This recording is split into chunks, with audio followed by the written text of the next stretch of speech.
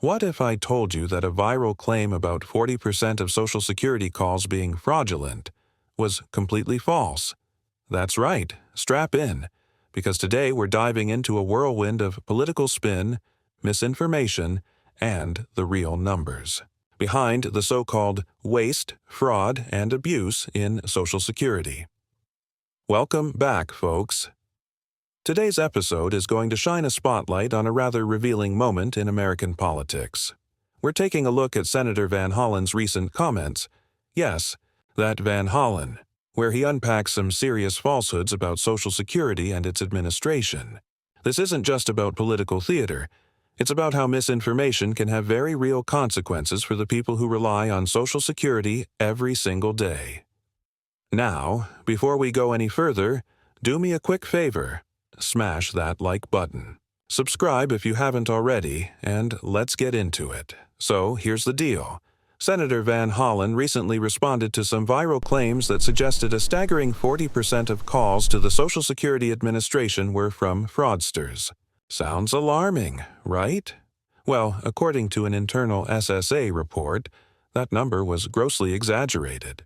Out of more than 110,000 calls screened during the month of May, only 2 were possibly fraudulent, and even those weren't definitively proven. Yes, you heard that right. 2 out of 110,000. Van Hollen points the finger squarely at public figures, like Trump, J.D. Vance, and Elon Musk for spreading what he calls outright lies. These aren't harmless errors. They're strategic narratives aimed at discrediting public services like SSA's call centers. If the public believes the system is riddled with fraud, it becomes easier to justify slashing resources, shutting down call centers, and laying off workers under the guise of efficiency. And it happened. The phone system was temporarily shut down, and real people, many of whom depend on timely Social Security checks, were affected. While elites like Commerce Secretary Howard Lutnick claimed only fraudsters missed their payments, the truth was quite the opposite. Honest, everyday Americans were left in the lurch. Now, let's talk about the bigger picture here. This isn't just about call centers.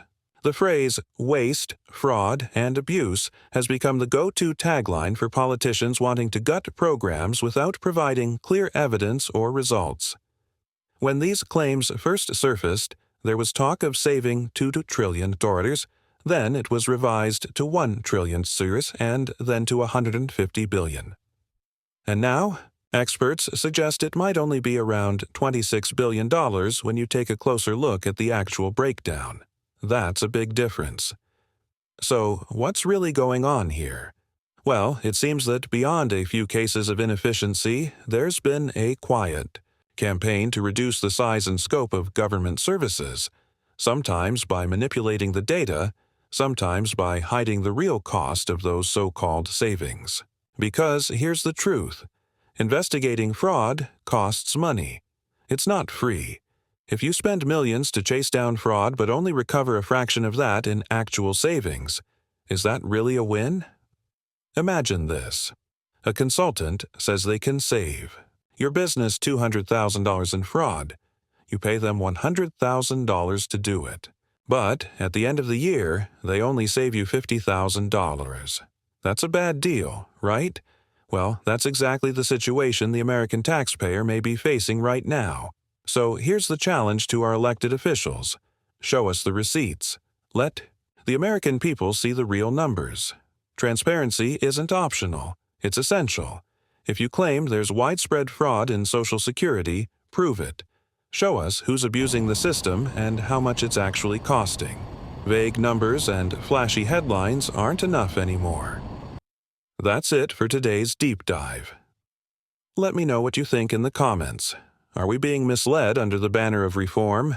And don't forget to like, subscribe, and check out the next video for more insights that cut through the noise. Until next time, stay informed and stay curious.